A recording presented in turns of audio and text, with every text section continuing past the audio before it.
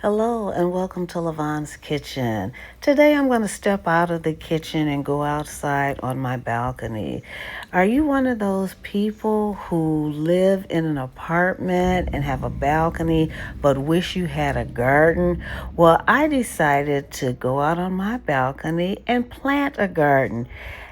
I did something really creative. I want you guys to check this out. It's totally different than, the backyard thing.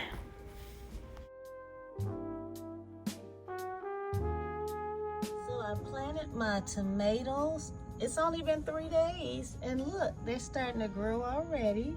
It's tomatoes. And look over here, I planted my squash. I got squash and zucchini.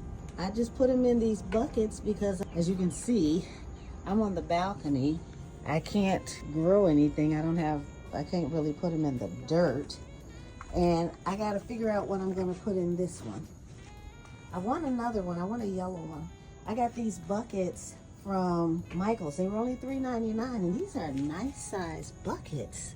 So I want to go get me a yellow one. The one when I went to didn't have any.